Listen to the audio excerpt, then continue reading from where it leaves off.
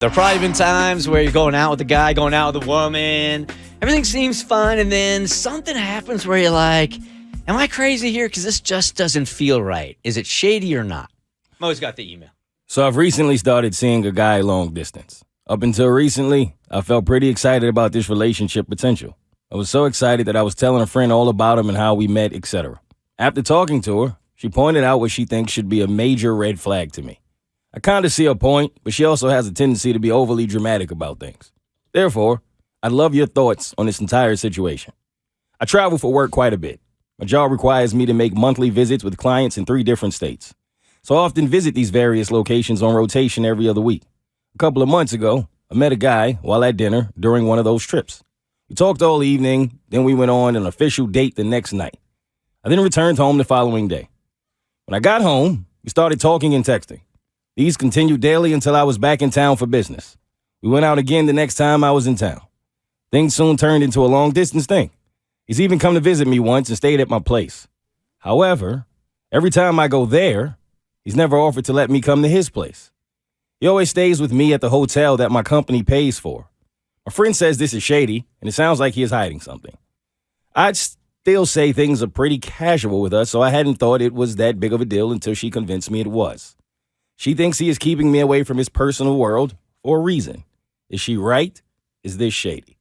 All right. Did I lose focus on exactly how long that they've been going out and how many times they've seen each other? She said a couple of months ago she met the guy. So it's been a few months. And it started off long distance, or it started off casual. It's gone long distance to the point that he's actually come to visit her. And so. Mm-hmm.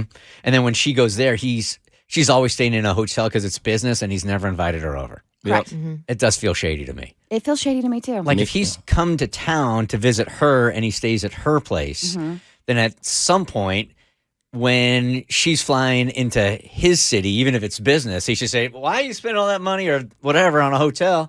Just hang with me. Well, the company pays for it, so it's not coming out of her pocket. Yeah. But still the fact that she's never even laid eyes on, his abode, to me seems shady. Yeah, I could understand once, maybe twice, but him not inviting you to his place more than once or twice is definitely shady. What he's hiding, it could be anything, but he's hiding something. He's probably just a scrub. He's probably just got a dirty house, Could right? be that. It could be that. When my friends are like, "Oh, I got a hotel room for the night," I'm like, "I'm gonna come hang with you," because it's just nice to be like in a place where there aren't like dust bunnies the size of house cats rolling around. Like hotels are nice. It's a nice shower. Everything's clean. Like the they W smells sanitize so the good. remotes. Yes, the W smells good. Everything. So I'm like, hotel living for some people, that's highfalutin society. So You feel fancy. yeah, maybe he just wants to feel fancy every time she's in town, and then he knows that he lives in like a little like studio apartment that is just a mess, and it probably smells like a boy. Do boys want to feel fancy? Yeah. Yeah. So, Yeah. There's just something about a hotel also.